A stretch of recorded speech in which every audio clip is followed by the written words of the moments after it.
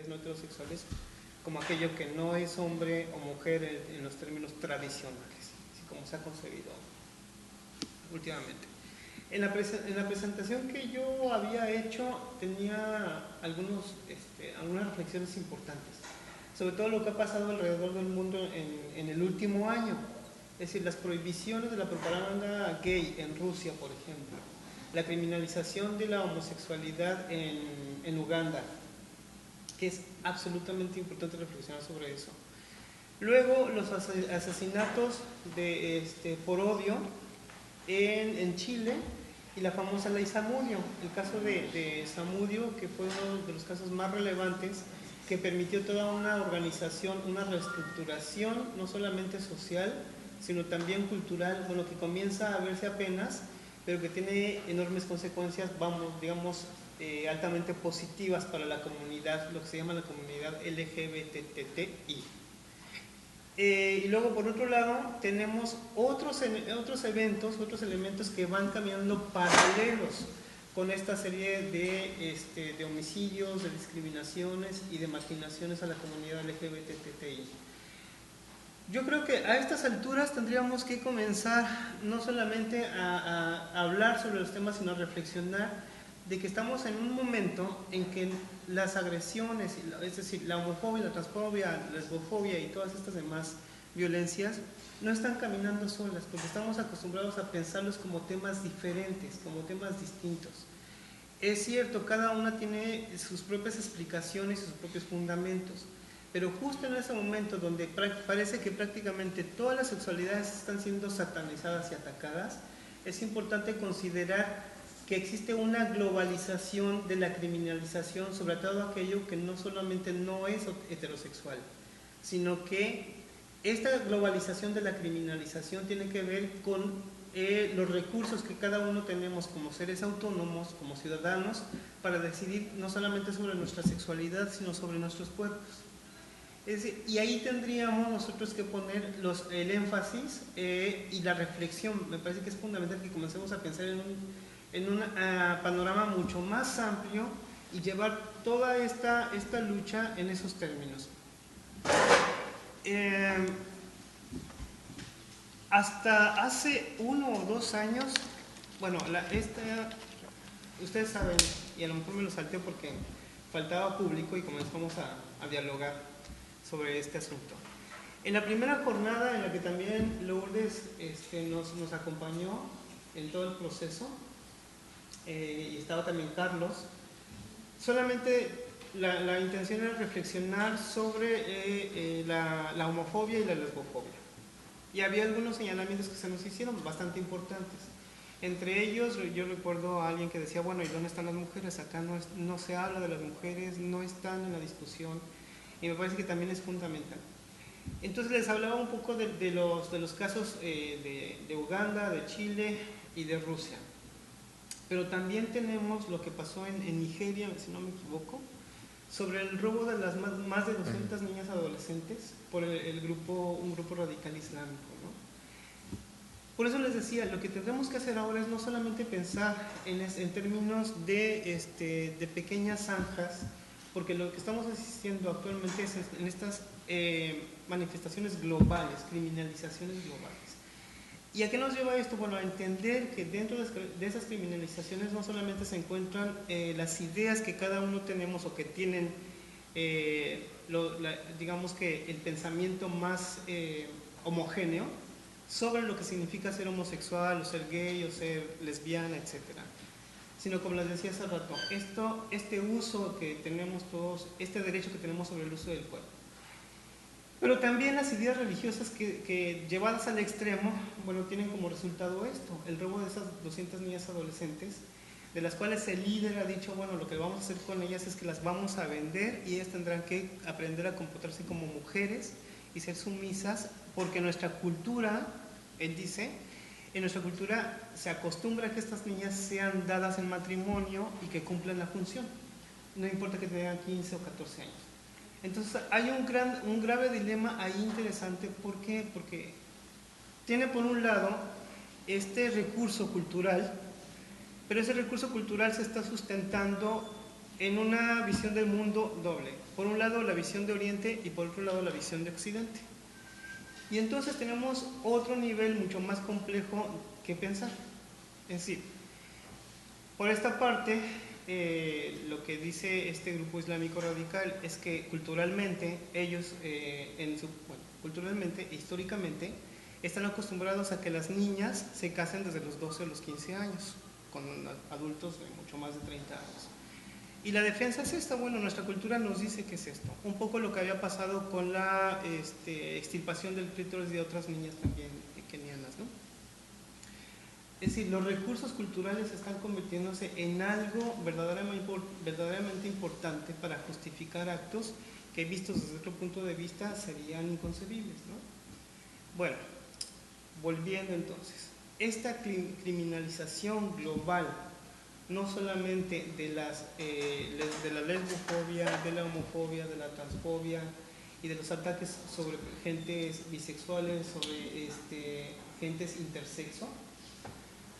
Y ahí tendríamos también otro nicho de discusión que sobre el intersexo no se habla, no se dice, hay un proceso de acallamiento de los intersexos. Y ahí habría que también preguntarles a los intersexos por qué no hablan, por qué no participan, ¿no? Había bastantes cosas que reflexionar. Entonces, dadas las circunstancias de la situación, yo les invitaría a eso y que utilicemos un poco los recursos que ustedes traen para hacer reflexión al respecto, ¿no? Entonces, ya no hubo bienvenida porque solamente estábamos nosotros, pero ya que llegó alguien más, bueno, pues bienvenidos a este ejercicio que estamos tratando de llevar a cabo, aún con ausencia de más gente, ¿no? Entonces, no sé si ustedes quieran iniciar, quien ustedes quieran iniciar con la discusión, o que incluso el público, porque hemos cambiado el formato. Esto es una mesa de trabajo, ¿no? Yo estoy de acuerdo con Raúl que sí es como ahorita hay como una lucha y puede ser vista como la eterna lucha de Oriente-Occidente. El Oriente europeo y norteamericano tiene ya como determinados patrones en cuanto a buscar que se luche contra la homofobia, contra la lesbofobia, transfobia, pero tenemos también los países de Oriente, los islámicos, y en este caso apoyados con Rusia. Yo lo veo como desde relaciones internacionales como una forma de que Rusia está buscando aliados. En este momento que se ha reposicionado económicamente, busca reposicionarse globalmente de manera política y requiere aliados. La manera que lo está haciendo es a través de tener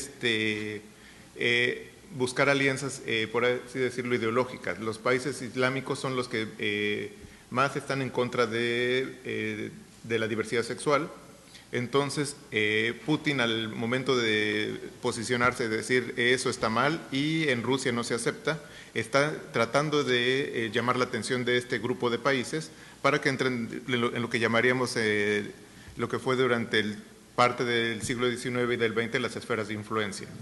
Eso, un día yo pensé, bueno, dije, Putin ya había tenido una etapa de gobierno, no hizo nada durante esa época, porque Rusia estaba muy mal económicamente, dependía del grupo de los 7 para ser reconocido como otra potencia, pero ahora que después de que vuelve a obtener el poder, ya sabe cómo se maneja el poder de manera internacional y requiere de aliados. Está buscando tener aliados en el mundo islámico, porque a partir de los eventos del 11 de septiembre ha habido como una gran separación entre el mundo islámico y los Estados Unidos, que han sido como satanizados. Lo que está haciendo Putin es, bueno, vengan a este nuevo grupo donde nosotros vamos a tener una determinada idea que es contraria a lo de Occidente.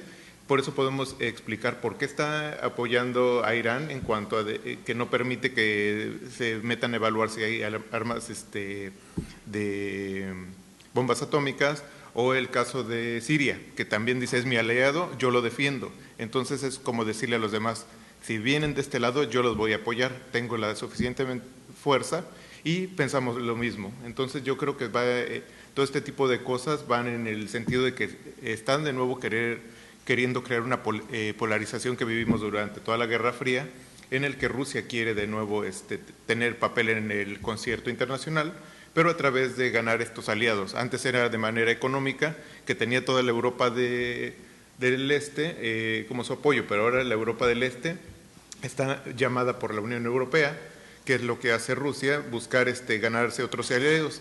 Tiene Indonesia, que tiene 200 millones de habitantes, tiene todo Medio Oriente, Pakistán, entonces como que son áreas que le están interesando a Rusia en este nuevo concierto que desean ellos armar.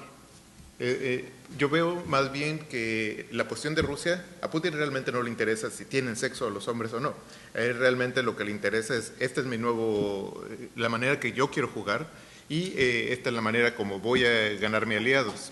Entonces pudo haber encontrado otras maneras de aliarse a ellos, pero como que la vinculación entre homofobia y religión es muy ligada en el mundo islámico, por eso dice, bueno, véanme, soy cristiano ortodoxo, pero pensamos igual. La manera natural de relaciones es entre un hombre y una mujer, y todo lo demás debemos de excluirlo, atacarlo. Entonces, yo por eso lo veo como un planteamiento más global, en el sentido de que ya tiene que ver con geopolítica, no tanto como por interés de luchar contra las desviaciones de sexualidades o de género. Ahora, hay otros dos niveles, o otro nivel muy interesante también, que es el nivel institucional en términos ya no tan geopolíticos, pero sí en términos mucho más abstractos, mucho, digamos, más bajos, que es el nivel institucional, y luego el nivel personal. Y en el nivel personal, pues nos estamos todos nosotros, y cómo reaccionamos frente a estas políticas provenientes de estados que están criminalizando a cualquier cosa que no sea la heterosexualidad, y también cómo las instituciones están reaccionando a ese llamado de los gobiernos nacionales, ¿no? Y ahí me parece que Elizabeth podría darnos algunas cuestiones interesantes, y también Said, de cómo desde las instituciones, pero también desde la criminalización de los individuos, estamos tratando de reflexionar estos aspectos, ¿no? Sí, realmente llevando a cabo la investigación. ¿Quieres que ponga tu presentación? Sí, sí, por favor. Aquí sí me interesa porque la cuestión es más bien gráfica y me interesa ser muy clara en las cifras.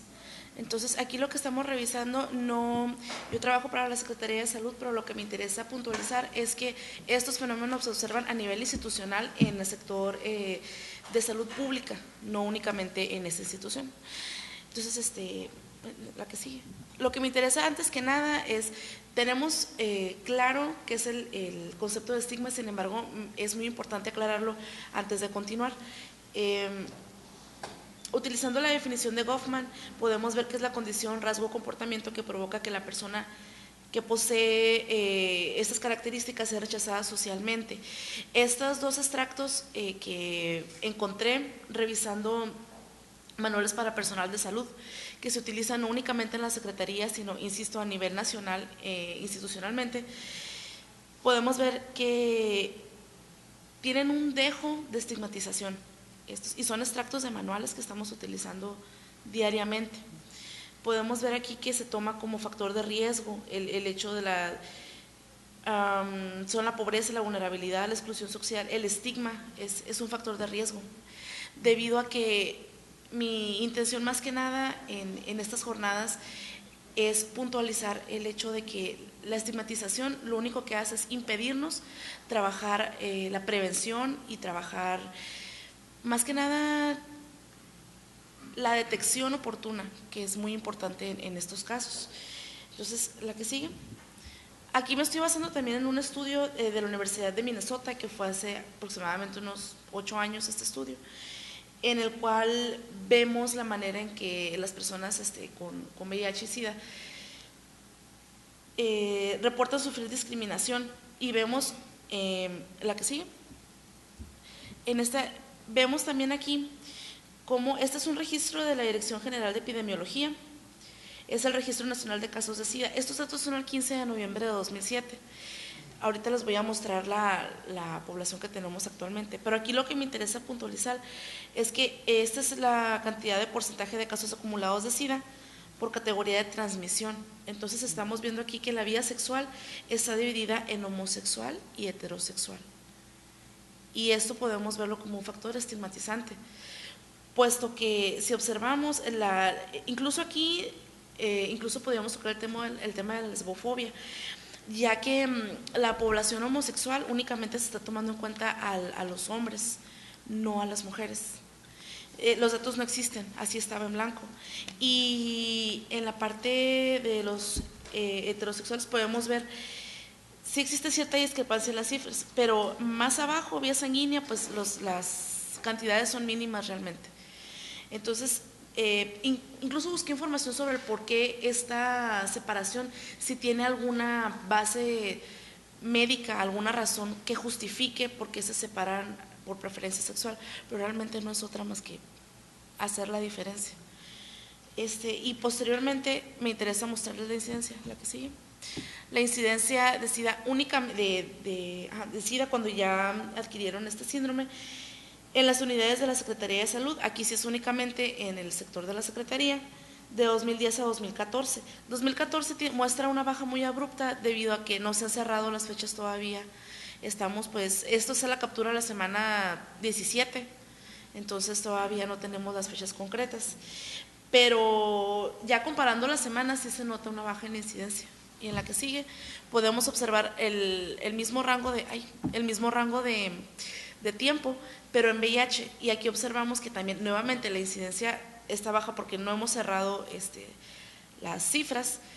Sin embargo, otra vez comparando las semanas sí se nota una baja en la incidencia. ¿Por qué? Porque también en la información que encontré en Censida, que varios compañeros tuvieron la amabilidad de facilitarme esta información y podemos encontrarla en internet, todo está en internet, los manuales y la manera en que esto se maneja. Vemos que ya existen centros especializados. ¿Le puedes regresar unas 3 diapositivas atrás? 1, 2, esa. Ya hay centros especializados en VIH. Aquí contamos con Capacits, que actualmente cuenta con insumos y cuenta con personal suficiente para poder atender a la población que existe. Al menos, insisto, en los casos que están detectados y confirmados, porque hay una vasta población que necesita, afrontar el miedo al estigma de llevar a cabo esta prueba, porque también existe cierta resistencia a querer llevarla a cabo, sea cual sea el diagnóstico que nos va a dar. También hace falta cambiar la idea de muerte inmediata en la información distorsionada de las vías de transmisión. Como ya observamos, pues al parecer la homosexualidad excluye de cierta manera y tenemos que cuidar esa idea o la idea de muerte inmediata, porque el diagnóstico de VIH se toma como un destino de muerte inminente, cuando realmente existe todavía pues tratamiento si se detecta a tiempo. Existe, aquí en Baja California no tanto, pero a nivel nacional sí existe la cuestión de área de aislados. Sí existe falta de insumos y también cierta insensibilidad hacia la cuestión de derechos humanos y un aislamiento en las áreas de hospitalización. Aquí no se observa realmente las visitas que yo he hecho a hospitales y centros de salud. Nunca he observado tal cosa, pero en otras partes de la República sí se observa. Y simplemente y finalmente el concepto de grupo de riesgo, confidencialidad a medias, se conceptualiza que el homosexual tiene VIH o que el que tiene VIH es homosexual, como si fueran casi sinónimos, y no es de esta manera, sino todo lo contrario. Entonces, básicamente lo que yo encontré en esta investigación fue la necesidad de deshacernos del estigma para poder prevenir y ayudar a las personas que ya lo contrajeron. Bueno, quienes acaban de llegar pueden integrarse, o los que ya estaban pueden integrarse a la discusión cuando ustedes consideren pertinente. A lo que dice Elizabeth, pues sí, es verdad, 1 de cada 3 personas que viven con VIH lo saben, y esto se debe al miedo y al estigma que algunos prestadores de servicios de salud tienen en relación al colectivo gay, y es por eso, porque se llegan a enfrentar a un mecanismo de la Secretaría de estigma que les impide accesar a los servicios de salud. Entonces, sí, es por eso que hay mucho que trabajar en torno a la estigmatización, como tú dices, en relación a los prestadores de servicios de salud. Sin embargo, no satanizo de ninguna manera a mis compañeros, porque me corren. porque me corren. No, porque soy muy consciente de que mucho de esto tiene que ver ya con el sector de capacitación continua de ellos. Estamos hablando de que para ellos es como información muy novedosa realmente, cuando en países desarrollados pues ya se tiene una capacitación previa al respecto. Hace falta más capacitación, pero nuevamente volvemos al hecho de que excusan en cuestiones presupuestales más que nada. Bueno, pero para eso hay eventos como estos, ¿no? Ajá. Y entonces también, yo creo que también es indicativo de la falta de afluencia a eventos como estos. Justamente eso es indicativo de la forma en cómo está construido nuestro mundo. Si seguimos pensando en que el mundo está dividido dicotómicamente, hombres-mujeres, estas ideas son las que determinan y delimitan muchas cuestiones e incluso muchas formas de acercamiento a conocimientos y a pensamientos distintos. Ahora que estabas hablando sobre la estigmatización y la asociación o el sinónimo de homosexual, varón, VIH, justamente hace rato hablamos, Oscar y yo, a partir de los 80 con la aparición del VIH, con la irrupción en la vida cotidiana del VIH y la patologización que se hizo de los sujetos que portaban VIH, es justamente una construcción social de la enfermedad sobre un padecimiento. Esa construcción social de la enfermedad es la que en muchos sentidos y en muchos momentos determina y explica por qué la gente no se acerca a los servicios de salud y por qué las instituciones también están entendiendo que la homosexualidad es un sinónimo de VIH, ¿no? La otra cuestión es que en estos momentos las mujeres lesbianas se desligaron de la epidemia y dijeron, bueno, los que portan el VIH son los hombres, no son las mujeres. Mucho menos nosotros las lesbianas, porque nuestras relaciones, y eso es reflexivo, es importante, las relaciones sexuales entre hombres homosexuales y mujeres lesbianas son absolutamente distintas, ¿no? Evidentemente el riesgo era mucho menor, pero bueno, hay una serie de circunstancias por las cuales se puede encontrar el VIH, no necesariamente con las relaciones sexuales, ¿no? Me gustaría citar a Silvia Magali Cuadra, que menciona en este trabajo que la asociación de la expansión del VIH con la homosexualidad y la promiscuidad es lo que ha provocado la generalización de este prejuicio y este estigma. Entonces, en el imaginario del personal de salud, todos los homosexuales son promiscuos y tienen VIH, y todos los que tienen VIH son homosexuales promiscuos. Y esta podría ser una de las razones por las cuales muchos hombres heterosexuales que viven con VIH esconden su condición para no ser identificados como homosexuales. Que también es mucho de la resistencia de la propia población para irse a hacer, y hablo de población en general. La población en general no quiere hacerse pruebas de VIH porque piensa que los van a asociar con la enfermedad, que es una enfermedad homosexual, que no es una enfermedad que puede dar a cualquiera, ¿no? Y yo creo que ahí puede darnos como luces sobre los casos, ¿no? Sí, pues, bueno, la infección por VIH sí está asociada generalmente a hombres que tienen sexo con otros hombres, pero presento la... Sí. Esta es muy breve, rápido, más o menos viene hablando con lo que decía Raúl al principio sobre el marco general mundial, o lo que comentaba también Elizabeth sobre los servicios de salud que a veces dan dificultades, ¿no?, para que las personas se acerquen. Entonces mi trabajo es más que nada sobre la invisibilidad de la población. Le puse HSH porque es un término epidemiológico que significa hombres que tienen sexo con otros hombres, y población TTT, que son mujeres, transgénero, travesti, transexuales. No incluir a la población lésbica ni a la población bisexual, y ahorita les voy a comentar por qué. Es rápido un antecedente sobre el Día de la Homofobia. El Día Nacional de la Homofobia se decretó hace 2 meses, en este mismo año, este día, 17 de mayo, y bueno, lo decretaron el gobierno de la República. Y bueno, la homofobia, pues ahí está un concepto rapidísimo, es el temor, el rechazo, la aversión hacia las personas en razón de su orientación, preferencia, identidad y expresión de género. La homofobia se basa en estereotipos, prejuicios y estigmas, como comentaba aquí la compañera también. Y bueno, también son actitudes y conductas discriminatorias. Esas actitudes pues son lo que generan la invisibilidad y lo que hace que no se acerquen precisamente muchas poblaciones, no solamente la población con prácticas homoeróticas, sino otras que también sufren de vulnerabilidad. Y bueno, esto pues hace que no ejerzan los derechos ni las libertades que toda persona pretendemos que generemos, ¿no? Pretendemos que se nos generen esos derechos, y bueno, también pueden generar este tipos de violencia. Es muy rápida mi presentación, ¿eh? Igual rápido, ¿no? Hablamos mucho sobre el antecedente de la homofobia, algunos ya estamos familiarizados con el término, otros pues, igual estamos viviendo estas jornadas para más o menos apropiarnos de los conceptos. Y bueno, pues rápido, fue un concepto que creó McDonald en el 76 y en el 2004 por primera vez se realizó la conmemoración de este día. Es en Idaho, que es International Days Against the Homosexuality and Transsexuality. La O como que le hicieron como una metáfora, para poner la I como que, ¿no? De caliente, más o menos. Bueno, entonces parece que fue en Canadá, bueno, más bien fue en Canadá y fue a partir del 2004 y bueno, tiene que ver con la fecha del 17 de mayo porque fue el día que oficialmente la Organización Mundial de la Salud quitó la categoría de homosexual dentro de las patologías. Entonces, bueno, es una fecha importante que reivindica la población gay, bisexual, transgénero, todas estas categorías, ¿no? Que ahorita les voy a decir más o menos cómo otras personas también las consiguen. ¿La que siguen?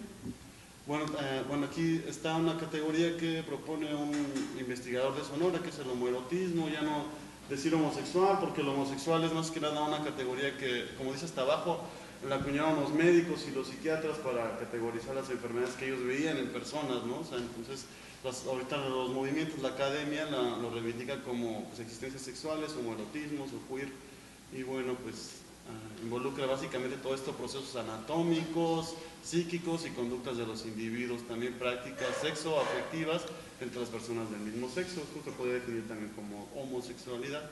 ¿La que sigue, por favor? Y bueno, pues ya de lo que estábamos hablando, de la hegemonía y la representación, pues provoca una invisibilidad, ¿verdad?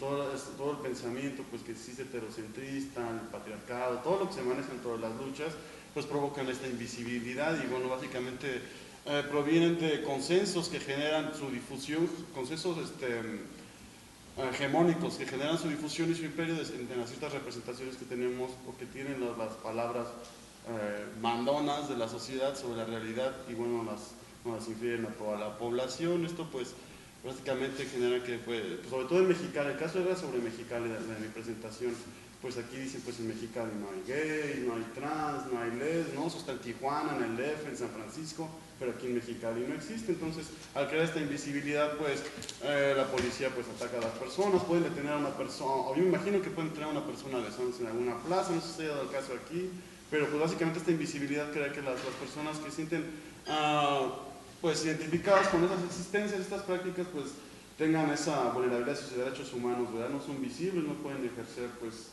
su preferencia ni su identidad abiertamente. Es un Tijuana, nada más una revolución. Y a la sexta para abajo. Aquí en Mexicali pues no existe, no hay baños, ¿verdad?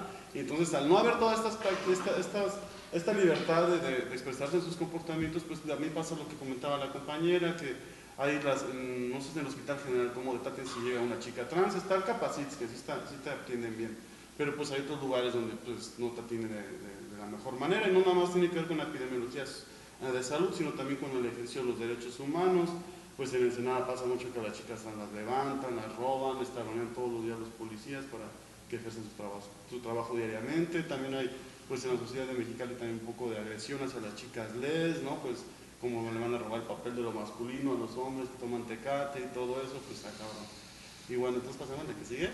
La homofobia, la transfobia, la lesbofobia y la bifobia son prácticamente lo más recurrente en lo que son esas prácticas homofóbicas y bueno, básicamente es invisibilizar, como les comentaba, el cuerpo físico, no es visto en sus condiciones para la legalidad, ni para programas sociales, ni artísticos, ni de salud, ni estadísticos, ni censo en general, para las instituciones que observan esto. La que sigue también, por favor. Y bueno, en este caso pues, yo no incluí en la invisibilidad a la población lésbica, a las chicas bisexuales, ni a la población que son hombres transgénero y transexuales, que son personas con caracteres sexuales femeninos, o bueno, sí femeninos, que pues han hecho un proceso para ser hombres ya lo que es socialmente y genéricamente. Y bueno, ¿por qué? Porque la epidemia está concentrada básicamente en hombres que tienen sexo con otros hombres y hombres transexuales, travestis, transgénero, bueno, mujeres travestis, transexuales, transgénero, perdón, me equivoqué. Y sobre todo aquí en la franja fronteriza, pues los usuarios de drogas inyectadas. Entonces a veces es una manera también de tener lesbofobia, ¿no? Por parte de los programas sociales, de los activistas, de las organizaciones, que ahí toda la literatura está concentrada en hombres que tienen sexo con otros hombres o trans, que también se ha convertido en un tema muy demandante de atención. Entonces sí, hay feministas, no quiere decir que no lo haya, ¿no? Que si hay estudios sobre lo que es la lesbofobia y las representaciones y las existencias lésbicas. Eso es importante también considerarlas. Sin embargo, pues bueno, por eso yo no lo incluí en esta población. También cometo ahí un sesgo y bueno, no es fobia, sino que pues básicamente yo lo hago porque yo trabajo en una organización que va encaminada a tener acciones de prevención combinada para disminuir la infección por VIH y otras ITS. Hago aquí un caso sobre la transexualidad y bueno, pues también se ha negado y se ha velado bajo otras manifestaciones. Dicen que la persona transexual pues es un gay, es un homosexual, entonces casi siempre no se le visibiliza como una persona que ha decidido ser parte del género de la mujer y bueno, que ha llevado todo un proceso de transformación. Entonces en los programas también igual artísticos, culturales, de derechos humanos, de salud, sociales, legales, pues se le considera una persona transexual, una mujer transexual como un hombre, cuando debemos de reconocer que tiene ciertas características y especificaciones para atenderle. Ya vas a la siguiente más rápida. Y bueno, pues también es otra invisibilidad que tenemos de la población, sobre todo las mujeres trans, siempre las queremos que están en estéticas, en trabajo sexual y pues bueno, pasamos a la siguiente. En el DF pues hubo una funcionaria del CENSIDA, está Gloria Heisel Davenport, que bueno, es la primera funcionaria contratada oficialmente por alguna institución gubernamental para ejercer un cargo público, ¿no? Entonces habría que ver aquí también como sociedad civil, como academia, como personas, como activistas, pues qué está haciendo la sociedad y todos los gobiernos de Mexicali y municipales en torno a esto. La otra es una chica que trabaja en una sociedad civil reconocida y bueno, también es importante aquí reconocérsele. También las personas que estamos aquí, parte de la sociedad civil, ¿qué hacemos para incluir estas poblaciones, para no invisibilizarlas? A veces pues que siempre sí trabajamos con estas poblaciones, pues no las incluimos dentro de nuestros proyectos. Igual, pues no sé, en la academia es más difícil, ¿no? Precisamente porque una chica trans a veces se le niegan los papeles y todo para estudiar. Parece que en Tijuana hay el caso de una o dos chicas que trabajan en una organización, que sí han logrado concluir su licenciatura y trabajan en organizaciones. También hubo un proyecto aquí en Mexicali con el IFE. No sé si estuvieron ustedes, tú no estuviste enterado, sobre sensibilización de población trans para prestadores de servicio de salud. Bueno, prestadores del servicio del IFE, ahora es el INE, ¿no? Me parece. Sí. Y bueno, pues, se hizo ahí un poco de visibilización, pero hace falta muchísimo más. Casi acabamos la última. No se regresó. Bueno, en el caso de Mexicali, ahí sale una de Ensenada, perdón, donde las chicas trans pues siempre están ahí invisibilizadas y básicamente no se les permite más que salir de esa calle donde están ahí, que es como la primera, o no me acuerdo qué otra, y bueno, ahí no pueden salir prácticamente de los hoteles, ¿no? La ciudad no permite su visibilización, igual lo podemos ver aquí en Mexicali, si no me equivoco es la Altamirano, ¿no? Y bueno, es una ciudad más grande Mexicali, a veces se ven algunas chicas en los centros comerciales, pero pues me imagino que no pueden, pues parte de nuestro proceso de invisibilización como sociedad también no permite su existencia en otros lados. Pasamos a la otra, por favor. Y bueno, esto es muy importante porque entre estos procesos de invisibilización se da un fenómeno pues terrible, ¿no? También así como comentaba Raúl de Cisjordania, de Ucrania, de Nigeria, pues en México también está el caso y la estadística de los crímenes de odio por homofobia. Ese es un reporte de una organización civil que se llama Letra S y bueno, tiene un total desde el 1900, no recuerdo, 90 y tantos hasta el 2013. 95. Está el caso de 887 asesinatos ya registrados y comprobados por esta organización gubernamental de derechos humanos que se llama Letra S. Obviamente las autoridades invisibilizan, ¿verdad? Dicen no hay homofobia, no hay crímenes, se mataron su marido, su vieja, esto no, se lo merecía, robó, ¿no? Entonces, esta organización es una organización muy seria, tiene un suplemento en el periódico La Jornada y pues han hecho una investigación profesional sobre eso. Entonces, la invisibilidad sí existe y pues aquí también está. Es otro de los casos que más fuertemente atacan a las poblaciones de la diversidad sexual, ¿verdad? Y Baja California está en el lugar número 12, se han registrado 26 casos. Obviamente el DF es el lugar donde más se ha registrado, superan los 100 casos, casi los 200, el Estado de México por la magnitud de la población y bueno, pues algunas otras cosas. Y bueno, también aquí en el caso también hay que hacer el énfasis con las mujeres lésbicas y las bisexuales o de la diversidad sexual también son un caso mínimo, no es invisibilizar, pero también es importante reconocerlo desde la academia, igual desde el activismo que han sido un poco menos vulnerabilizadas o atacadas dentro de este fenómeno, igual por la epidemia del VIH. Nada más es un apunte. ¿Y la que sigue? Pues las conclusiones y los retos ahí acabaría, pues generar los procesos de visibilización, como posturas de reafirmar la dignidad humana, bueno, también mostrarse a las personas tal como son y no tal como la sociedad quiere que sean, también pues desde la sociedad civil, desde la academia empezar a generar esos procesos y más que nada es eso lo que yo pondría en la mesa de debate, cómo las personas presentes aquí, los encargados de la academia, las personas que trabajan en los servicios de salud y las personas en general, pues podríamos tener estos procesos de visibilización, o qué opinamos más que nada, pues así, sobre este tema, ¿no? Sí. No sé si alguien tiene algún comentario ahora. Una pregunta para la compañera del sector salud. No sé si este modelo epidemiológico de registrar grupos de riesgo es un modelo que retomaron recientemente, porque según recuerdo haber estado en un curso de educación sexual y ya no se hablaba de grupos de riesgo, sino de prácticas de riesgo, de conductas de riesgo. Entonces no sé si hubo un cambio, una regresión al modelo epidemiológico previo, obviamente era un antiguo. Si existe esa regresión o nunca cambió el modelo en el sector salud al momento de hacer epidemiología. Posiblemente sí hubo algún cambio en la manera de expresarlo dentro del sector salud, pero los manuales siguen siendo los mismos. O sea, la información que traigo es la que está vigente, pero te estoy hablando de información que está de 2007. O sea, yo creo que más bien lo que hace falta ahí también es mantener un poquito vigente la información. Pero sí se tiene la indicación de que se utilice la expresión de prácticas de riesgo, precisamente por esto. ¿Tienen monitoreadas sus actividades? O sea, a lo mejor a nivel micro, uno frente al grupo con el que está trabajando, que es una especie de resistencia burocrática y elimina de su discurso al momento de trabajar con las personas. Ustedes, no sé si han observado que las personas más sensibles al tema o que tengan más información del tema hagan a un lado estos términos que ya vienen en el manual y se aboquen a un discurso mucho menos heteronormativo. Absolutamente, absolutamente. Estoy convencida, por lo mismo que tú mencionas, que la información, que el estar permanentemente capacitado es lo único que va a terminar con esta clase de estigmatizaciones. Precisamente porque únicamente cuando el personal de salud se encuentra, no realmente que llegues y les entregues como tal un manual, un folleto, o llegues, sino que realmente se sensibilicen a la situación. Es la única manera en la que realmente esto sucede. Recuerdo que yo trabajé en el psicopedagógico de la Universidad Politécnica y cuando estaba Zona Millán me llegaron como 50 cajas del ABC de la vida familiar y yo las tenía que repartir a los estudiantes. Y cuando yo empecé a revisar el manual, de entrada viene un concepto jurídico de familia o de mujer, que es un concepto obsoleto. Y pues obviamente no abarcaba toda la experiencia de vida por todos los arreglos parentales que existen en la actualidad. Y pues ahí sí, digamos que retrasé la entrega, por no decir que nunca entregué. Sí, realmente donde sí encontré información un poquito más vigente, un poquito más,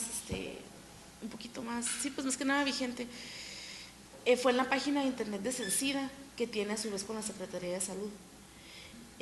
Hace rato creo que me preguntaste acerca del monitoreo epidemiológico, si se está llevando a cabo, y creo que no te contesté.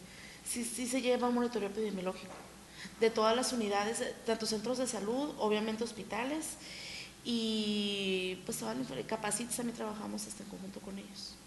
Se tiene monitoreada la Secretaría de Salud, monitorea en realidad a todas por eso digo que no únicamente de la Secretaría. O sea, las cifras que presenté sí son únicamente de la Secretaría de Salud, pero a nivel institucional, nosotros en epidemiología llevamos todas las cifras, todas.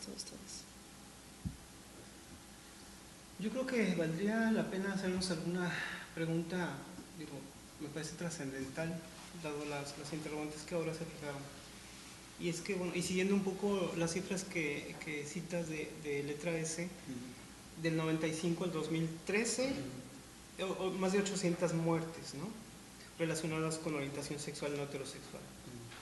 Y entonces habría que preguntarnos si en ese lapso, por lo menos entre el 95 y 2013, y con todos los embates del movimiento organizado gay, lésbico, y con la irrupción de repente de las trans y un poco de los intersex, y que los bisexuales no se deciden si participan o no participan en estos movimientos, en estas demandas sociales, y con esas ganancias de construcción de ciudadanía donde ya por lo menos se reconoce el matrimonio entre personas del mismo sexo, es posible una adopción, y seguimos luchando todavía contra la criminalización sobre las sexualidades no heterosexuales, habría que preguntarse si han cambiado las cosas después de todo este panorama. Y si no ha cambiado, bueno, ¿qué ofrecemos nosotros a ese panorama? Y estoy hablando no solamente como personas, como seres e individuos, estoy hablando como la academia, como instituciones, estamos hablando como comprometidos en actividades de la organización civil. Es decir, tenemos diferentes formas de participación al respecto. ¿Qué hacemos? ¿Confrontamos, negociamos o volvemos a callar? Si negociamos o confrontamos, ¿cómo lo hacemos? ¿Cuáles son las herramientas que tenemos? Culturalmente estamos viendo que hay un problema, es decir, todo esto que ustedes están planteando, me parece, y mi punto de vista es que necesitan un cambio cultural. No solamente es necesario llevar a cabo todas estas formas de sensibilización. ¿Por qué? Porque las formas de sensibilización, no estoy desacreditándolas, yo digo que son fundamentales y que son parte del cambio cultural. Pero sabemos, y creo que ustedes lo saben muy bien, Berter, que mucho de la sensibilización tiene que ver con la cantidad de presupuesto con la que se cuente. Como organización de la sociedad civil, pues están determinados por eso. Ahora, en las instituciones me parece que tiene otra explicación. ¿Qué puedes hablar y qué no puedes hablar en una institución que te está callando? Y que te calla también en términos históricamente hablando. Porque las instituciones están creadas para un funcionamiento estatal. Y si un funcionamiento estatal tiene como una política pública, decir la familia feliz, la que decía Julio hace rato, la familia que no sé quién tiene en la cabeza es la única que va a determinar y se pone en los manuales y esa es la que Julio tiene que repartir, pues entonces, ¿cómo nosotros enfrentamos esto? ¿Cómo decimos a las políticas públicas y a estos gobiernos, cómo le hacemos entender a Rusia? La propaganda gay no existe. O sea, prohibir la propaganda gay es insensato. Cuidar a los jóvenes de la homosexualidad también es insensato. Ahí es donde creo que institucionalmente debe ser un trabajo en conjunto. O sea, no puede uno solamente enfocarse en la cuestión institucional o en la cuestión únicamente académica, sino empezar desde los núcleos familiares. Precisamente partiendo de las familias no perfectas, retomando el concepto de papá, mamá, hijos, no.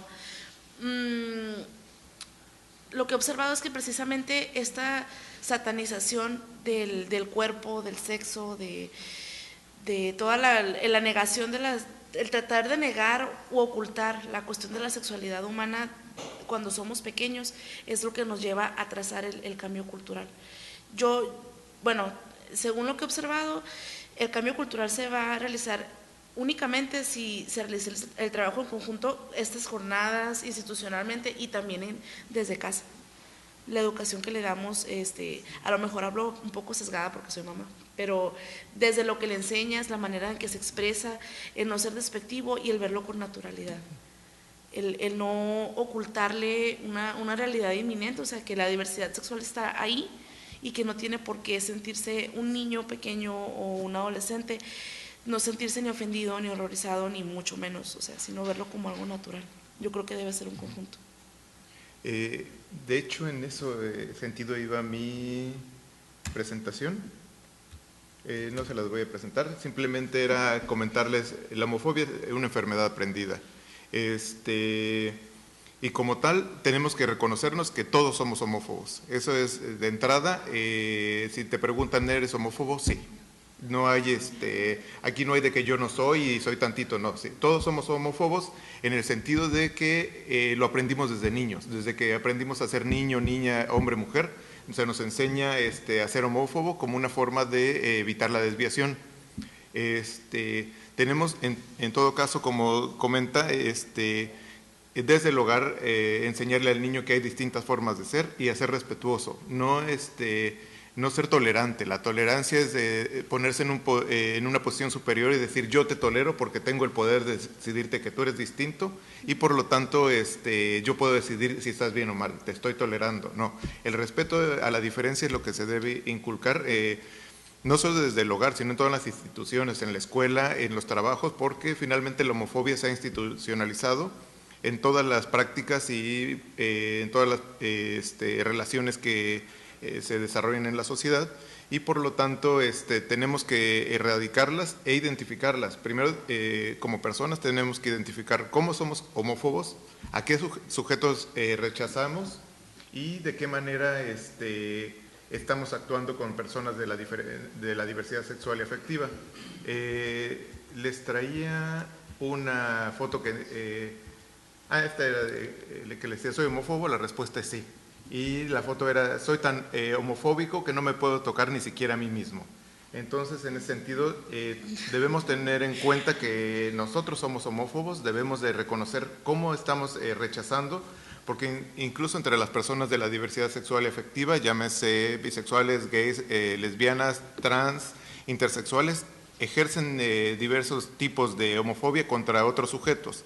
Por ejemplo, los mismos gays rechazan, si entran a páginas de encuentros gays, dicen, alguna vez vi un mensaje que decía, si sabes que no hay, que no existe la ropa interior Gucci, que si tu ropa de marca para ti es Zara, ni te acerques a este grupo, no eres parte de nuestro grupo.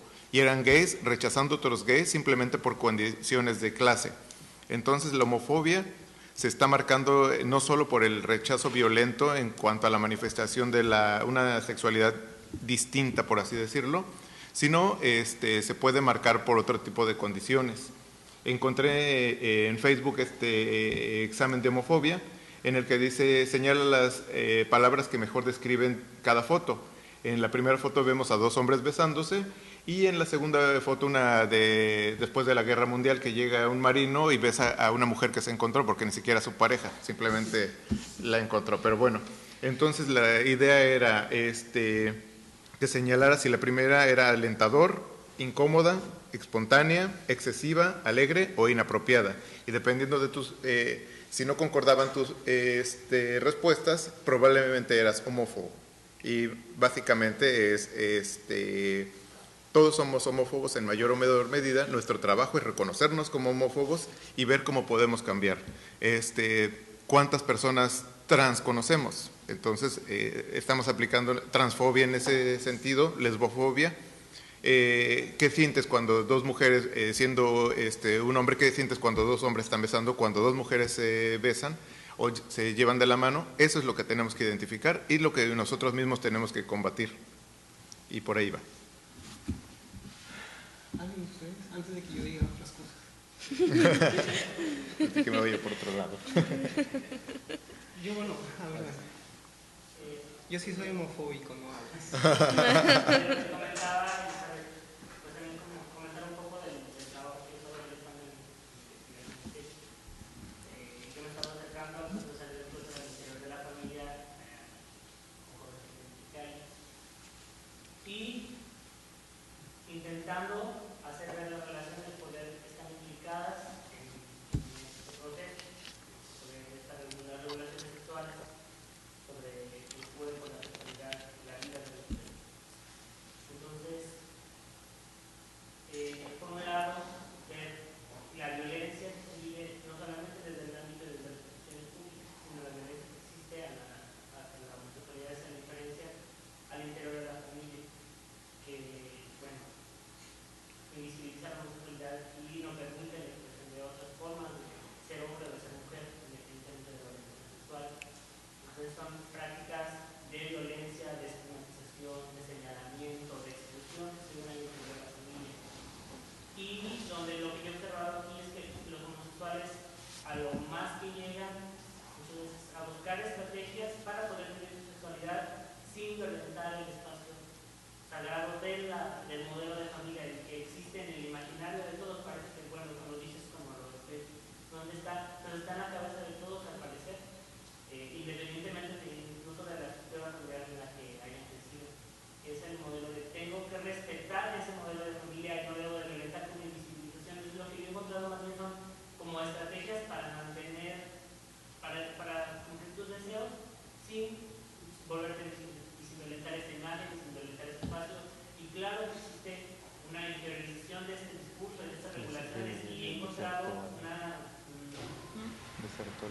situación de autorregulación y de autovigilancia y de autocontrol extremo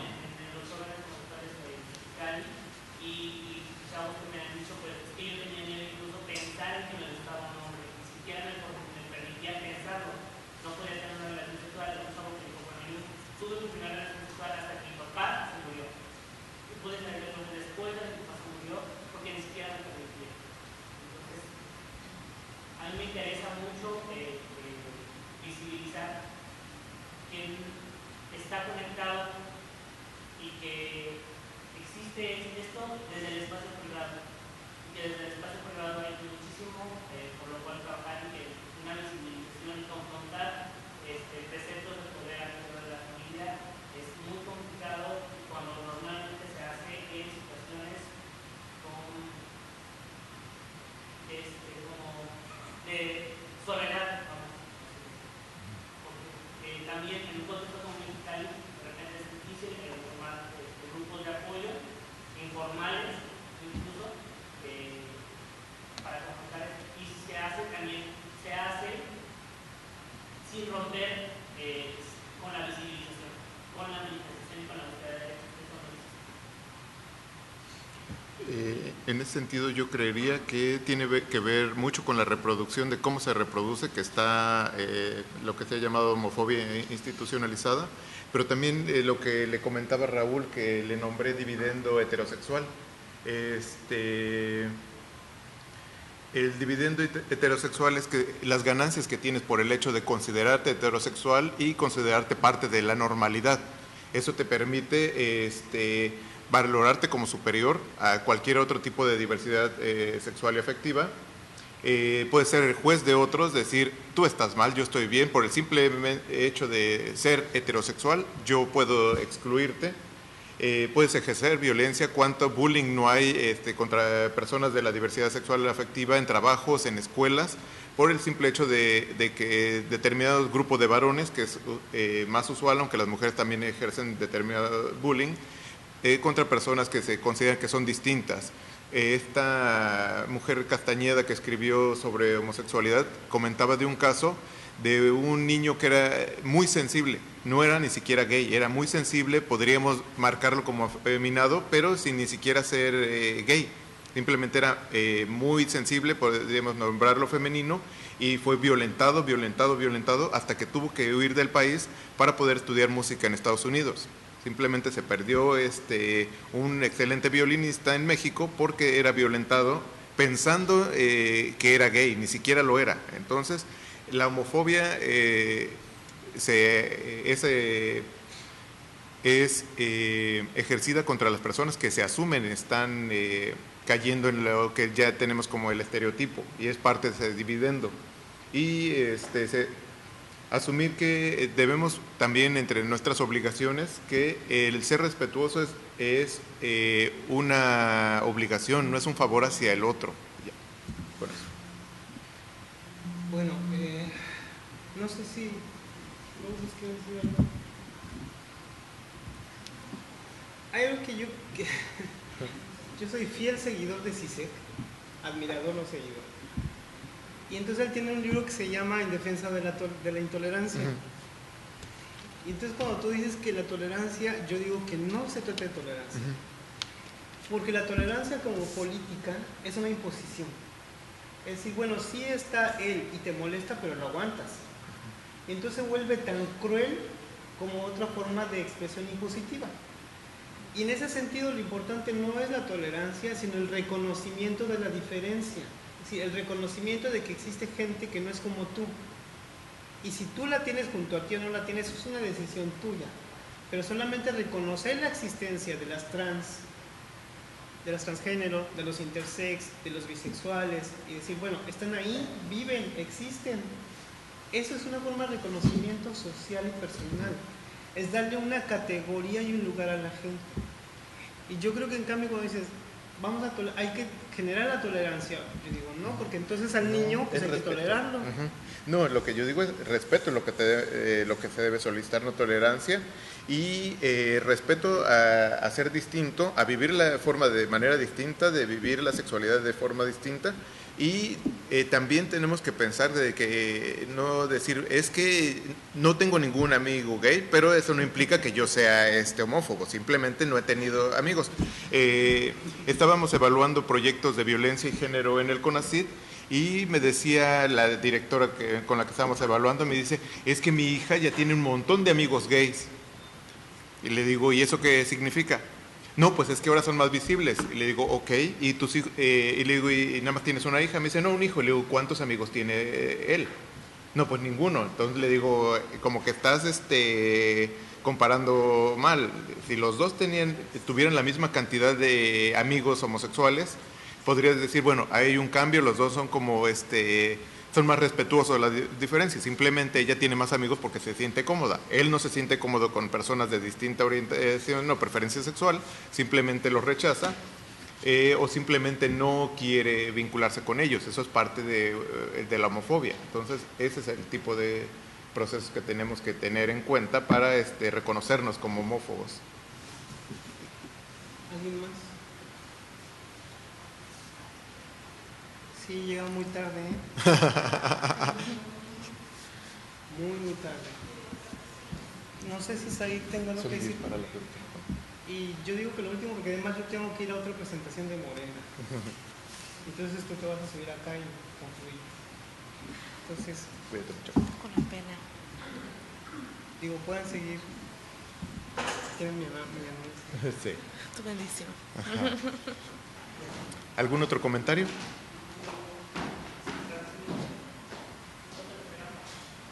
Ajá.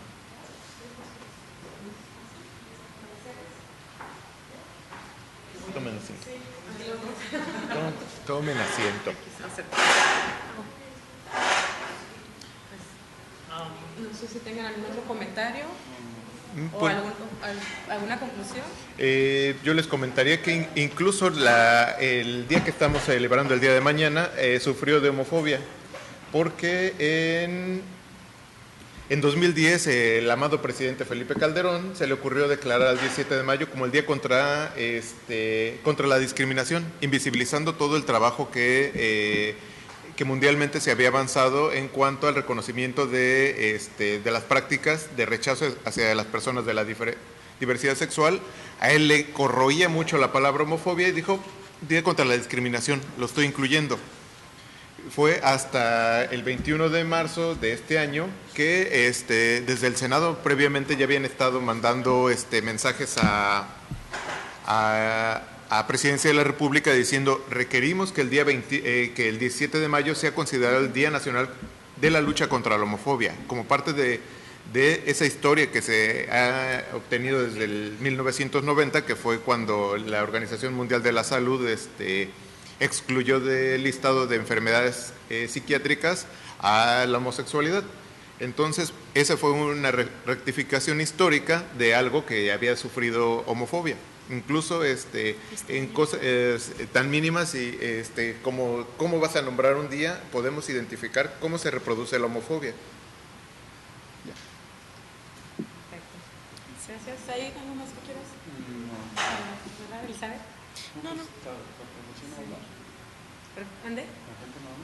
¿Algún comentario, alguna pregunta? Anímense a preguntar.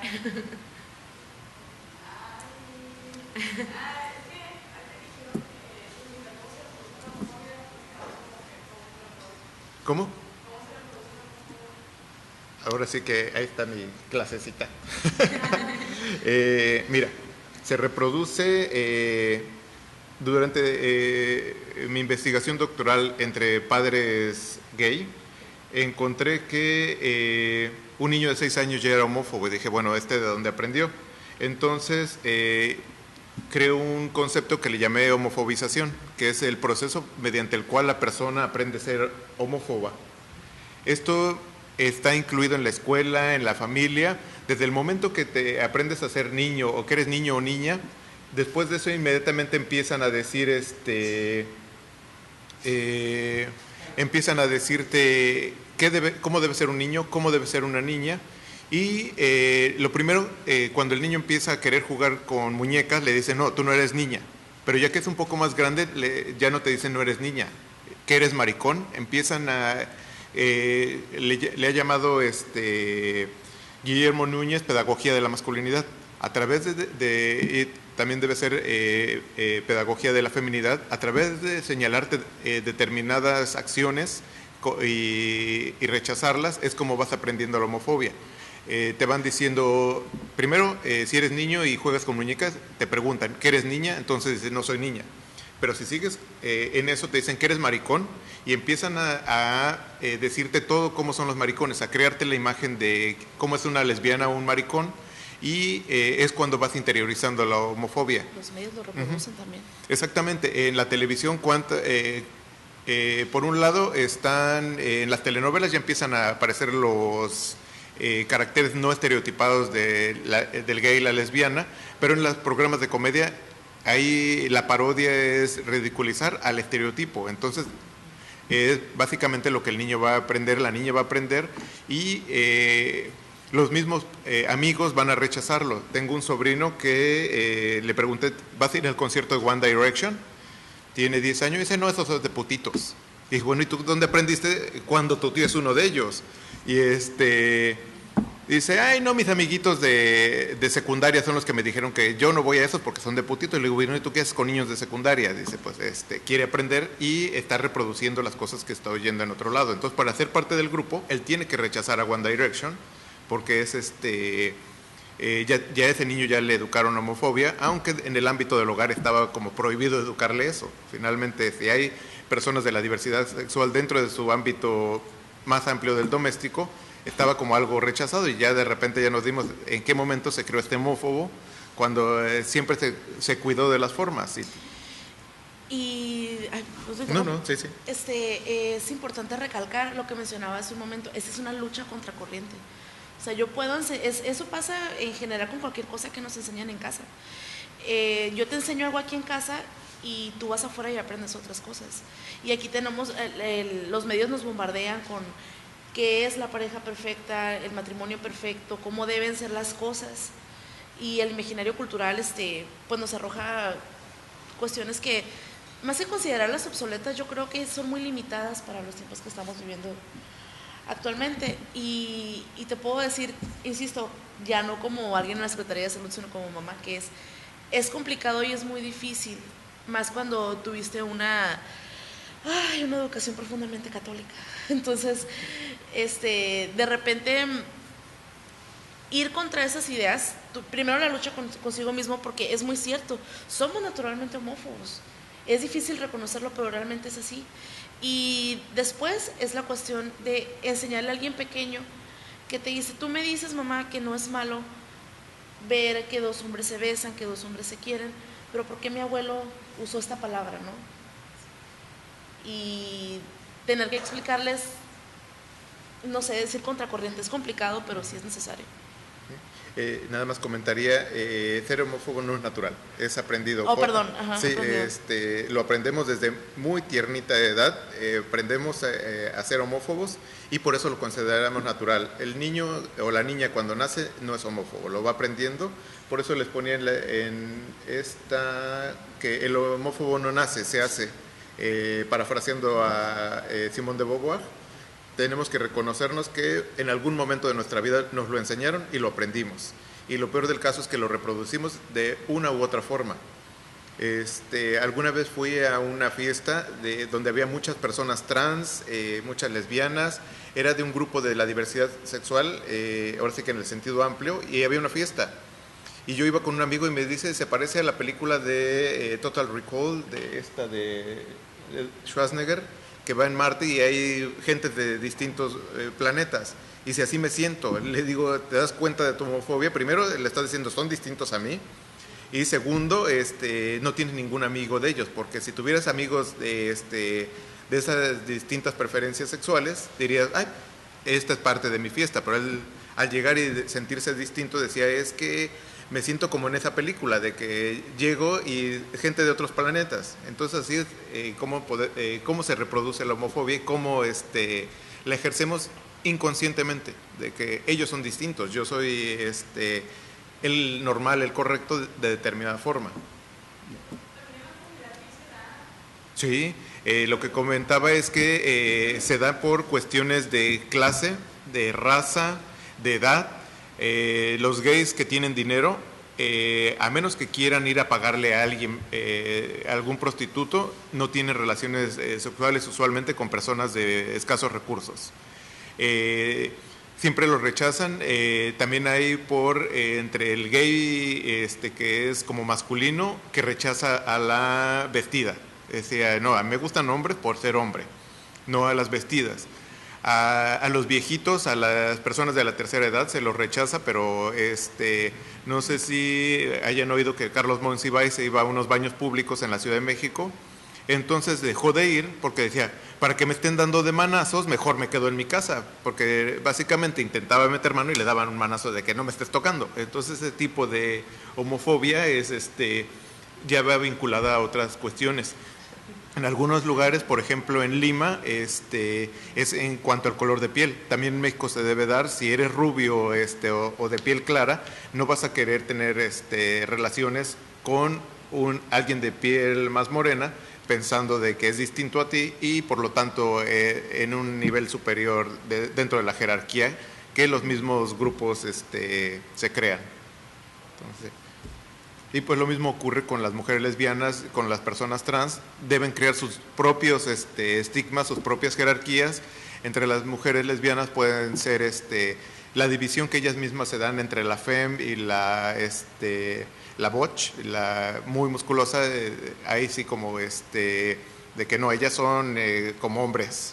Yo soy femenina, yo uso que le llaman lenchas por usar lencería, ellas son hombres, entonces yo con ellas no me junto con mujeres que son, y aparte las rechazan de que no, ni te me acerques porque no es algo que me guste. Entonces la homofobia ya está cambiándose de la manera como se presenta. Doctor Oscar, con la referencia a si uno es sujeto de discriminación en relación a esto de la homofobia, uno qué tipo de mecanismos tiene como ciudadano aquí en Mexicali para ejercer un derecho en contra de la discriminación. Por ejemplo, si yo voy tomado de la mano en la calle, en el centro, o saliendo del antro o en un supermercado con mi pareja, y si un policía, un guardia o alguien me agrede, yo tengo algún mecanismo en el cual yo pueda recurrir para ejercer un derecho a la no discriminación aquí en Baja California. Desafortunadamente yo soy del DF, entonces mi experiencia es muy limitada en ese sentido. No sé si Said sepa de algo, porque en el DF sí es, en el Código Penal está, si te discriminas puedes ir ¿tú le sabes? No. Ok. Lo que pasa es, por ejemplo, unos conocidos iban agarrados de la mano en una plaza en el DF y el policía les dijo, oiga, pueden salir de la plaza porque no es bien visto lo que están haciendo. Se fueron al Ministerio Público, levantaron el acta y regresó el Ministerio Público a prender al policía, porque sí, el Código Penal ya está tipificado el delito de discriminación. ¿Qué ocurrió? Que el policía dijo, yo no soy, a mí me dijo él es el dueño del lugar. Entonces le llamaron al dueño y eso implica mucho pleito para una sentencia. Entonces, ¿qué dijeron? Vamos a conciliar. Queremos que haya capacitación para el personal de vigilancia de toda la plaza, del tipo de cosas que pueden y no pueden decirle a una pareja. Porque si una pareja heterosexual estuviera haciendo lo mismo, no los hubieran sacado. Entonces eso es discriminación. Realmente, desafortunadamente, no estoy familiarizado con el ámbito de Mexicali o de Baja California. En algún momento estuvimos nosotros analizando el mando de policía y buen gobierno, en que había muchísimas imprecisiones que está como ya preconcebida como legal la homofobia de parte de la Secretaría de Seguridad Pública. Entonces, uno qué mecanismo tiene para defenderse de esta institución, gran institución, que creo que sería muy prudente también tener un invitado de parte de la Claro. Secretaría de Seguridad. Porque estaba la CONAPRED, pero ya cambió de nombre, no sé cómo se llama actualmente. Ahí podrías presentar tu queja. Desafortunadamente, cuando la crearon no le pusieron dientes. Entonces, nada más, por favor, sé bueno, no hagas eso. Entonces, si no tienes la capacidad de poner sanciones o poner multas, se va a continuar, porque no hay nada que te impida volverlo a hacer. Por ejemplo, el periódico La Prensa, no sé si llega aquí La Prensa, sí, ¿no? Creo que por internet. Un periódico sensacionalista que toda la vida, tipo El Alarma, que decía los lilos, maricones, no sé qué. Hubo un grupo, una organización de la sociedad civil que fue y los demandó ante la CONAPRED y sí se sentaron a conciliar de que, en primer lugar, ese tipo de cuestiones es discriminatoria, excluyente y violenta los derechos de las personas de la diversidad sexual y afectiva. La prensa, para evitarse cualquier problema, dijo, bueno, yo ya no lo escribo y voy a capacitar a mis reporteros porque finalmente eso vendía, decir, el hilo apuñalado fue encontrado en tal lugar. Eso vendía más periódicos, pero... Y en relación a estos crímenes por odio, de odio, Sí. de odio, en México está ahí, entonces, como no está tipificado los crímenes de odio y entonces se quedan como crímenes pasionales y ahí se invisibiliza mucho lo que en relación a la homofobia existe, los crímenes que existen en contra de personas de la diversidad sexual, por la invisibilidad que existe de estos datos, porque letra S bien lo indica, pero dentro del marco jurídico no está tipificado como crímenes de odio, sino que lo etiquetan como crímenes pasionales. Crímenes pasionales. Sí, exactamente, es un vacío legal que existe dentro de esa invisibilidad hacia las poblaciones que tienen sexo entre personas de su mismo sexo, que lo tipifican de esa manera como tú dices, crímenes pasionales, entonces ya de ahí no indagan o inician una averiguación como un crimen de odio por homofobia. Entonces eso es parte de la invisibilidad. Bueno, ¿qué haríamos? Pues como sociedad civil, pues empezar a lo que hace Letra S, ¿no? Estar haciendo acciones constantes, mediáticas, y bueno, pues las personas que tengan una especialidad en marcos legales y todo esto, pues también pueden decidir. Entonces básicamente sí. Y en Mexicali, bueno, rápido, perdón que me interrumpa, en Mexicali, pues la manera en que las personas pueden crear su denuncia es primero haciendo todo el reporte de dónde se les hizo un acto de discriminación, tomando nombre, lugar, fecha, hora, y bueno, dependiendo, no si es una persona particular, pues realmente no se puede hacer nada, a menos que haya insultos o agresiones. Y ya si es un funcionario público, ya sea de la escuela, de un prestador de servicio de salud, policía, ahí es donde nosotros ya podemos ejercer un acto por discriminación. Está la Comisión Estatal de Discriminación y la Comisión Estatal de Derechos Humanos. ¿Sí? Como anécdota, el año pasado fui a donar sangre a la clínica TEM, iba con mi sobrino, y yo agarré el folleto, pero sí no lo leí, la que lo leyó fue él, y me dice, me dice papá, que dice que su hijo me cuida desde chiquita, tiene 8 años, y me dice, oye hijo, me dice, tener el ser gay, tienes que le digo, ¿por qué lo dices? Es que mira lo que dice aquí, ya el folleto, y le dice, la restricción es que no puedes donar sangre si tienes un tatuaje o si eres gay. Y yo dije,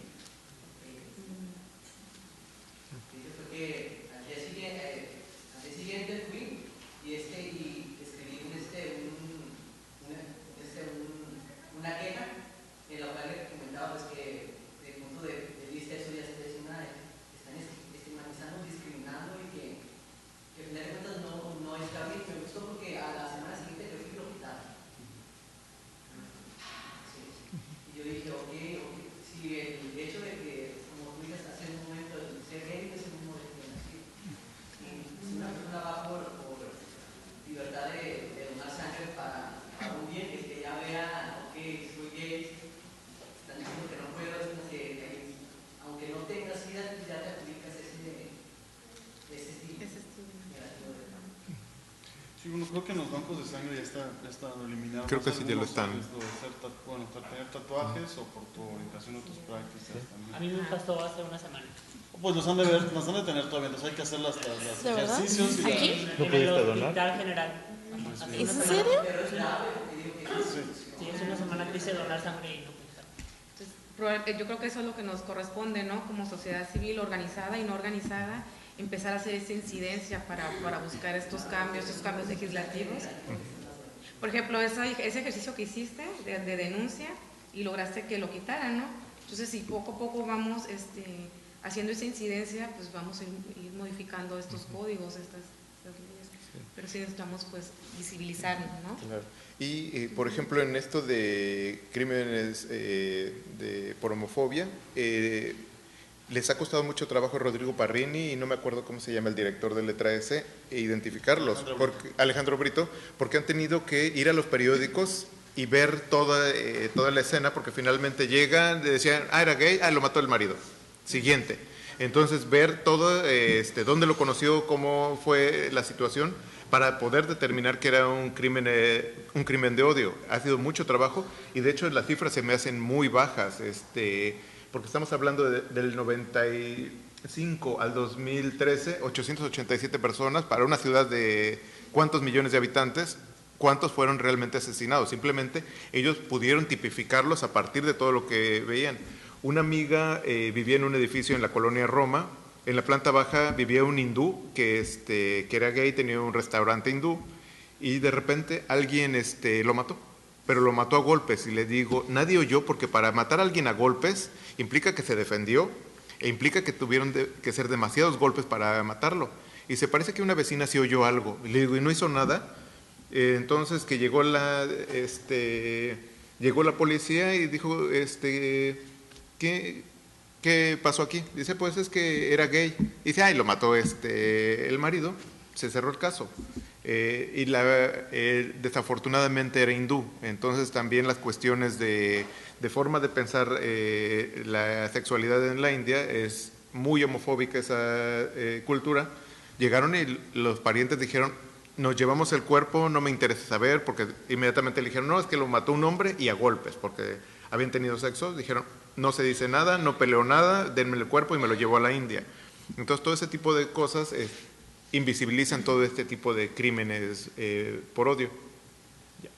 Como parte de la naturalización de la violencia de género, porque finalmente también en cuestión de cifras, por ejemplo, de feminicidios, también es lo mismo, o sea, se naturaliza, las denuncias no pasan o no se denuncia, o por ejemplo cuando hay violencia en la familia, el mismo Estado con instituciones como el DIF, pues lo que busca es conciliar y como remendar ahí, ¿no?, acciones paliativas, pero no atienden a la violencia de género, y muchos de los feminicidios pues no son contabilizados como tal. Muchos de los crímenes por homofobia pues tampoco, es a partir de la creación de esta comisión, y que en realidad tiene yo creo que menos de una década, y es rastrear, y si no existen las cifras pues también porque no existe la denuncia y porque es una comisión para atender a todo el país, y si algún estado tiene 6, pues no quiere decir que solamente 6 hombres hayan sido violentados o asesinados por homofobia, sino que no se ven por ejemplo en el área rural, no se ven por ejemplo en estados donde no existen las condiciones, ¿no? También ahí está ligado a condiciones de pobreza y a otras condiciones que también son estigmatizantes a su vez. Entonces es como una construcción cultural muy compleja el que estamos abordando, que está entrelazada con las cuestiones de género y con esas cuestiones económicas y con esas condiciones políticas, ¿no? Y con esas condiciones de lo privado. Yo creo que yo vuelvo a eso, a que desde lo privado se invisibiliza y se naturaliza la violencia de género y la violencia homofóbica. ¿Quién le da la palabra? Bueno, yo quiero participar en lo siguiente.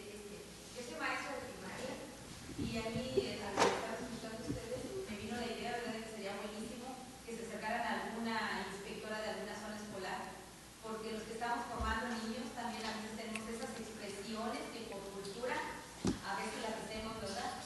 Y los que estamos educando niños, pues siempre hay un niño que tiene pues esta característica, y siempre los compañeros empiezan a escuchar, los compañeros maestros empiezan a escuchar cosas que se escuchan en la cultura, ¿verdad?, respecto a la homofobia.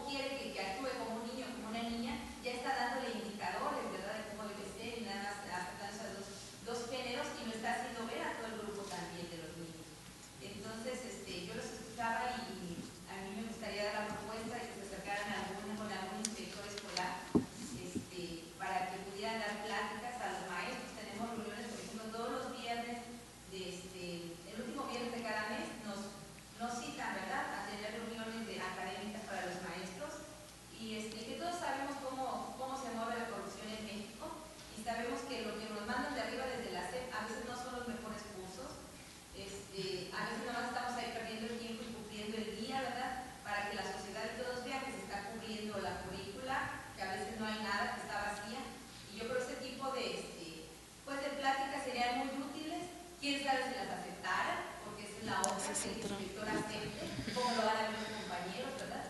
Pero que se siga insistiendo porque pues somos los que de alguna manera estamos contribuyendo a la formación de los niños. Entonces, me agradaría mucho que buscaran a los inspectores escolares, ¿verdad? Ya como sociedad civil. También, en ese sentido que comenta mi compañera, a mí me tocó, le eché la mano a una de mis primas, se graduó de la normal, pero no allá en centro federal, y implementó un taller con los más grandes y era como como taller por sexualidad, como ya, el dolor, y también hay una parte en la que hizo, o sea, como que me sorprende también que estas grandes escuelas, instituciones escolares y culturales, como que siguen, o sea, que los maestros ni siquiera lo hablan, o sea, ni siquiera, o sea, no se hablan entre los maestros, que se ponen todos los reflexivos, ¿no? Cuando veo el texto de mi prima, digo, bueno, sí, ¿no? Los esquemas, con mi hijo y la familia, ¿no? Y digo, o sea, tú nada más dijiste que hay estado la familia, ¿tú, mamá y papá? Sí. Digo, pero no, mamá y papá no, digo, no sé qué hay familia de dos mamás, dos papás. Monoparentales. Y dices, no, pero es que ¿cómo voy a escribir eso, no? Como de, no. Y yo, oye, pero pues es que también es como sigues metiendo algo que, o sea, que en la lectura del texto, y dices, sí, pero si tú en la calle, no acá, allá, pues no es cierto, o sea, ni siquiera está, vamos, si los niños, o sea, es imposible que lo metan en un texto escolar, es imposible, digo, si no se reflexiona a nivel, somos maestros, somos adultos, somos el tema, menos lo van a poner de, una gente que también hay, porque también es como, crea intolerancia desde chiquito, es como, no, o sea, a ver, ¿por qué no hacen en serio ahí? Visualmente, ¿por qué no ponen dos papás y niños? Dos mamás, o sea, no va a bajar, como, falta como... No, y totalmente cierto. Yo cuando llevé una clase en humanas, que fue sexualidad humana, y la maestra se encargó de hacer un taller y lo estudiamos bien, mencionamos temas de diversidad.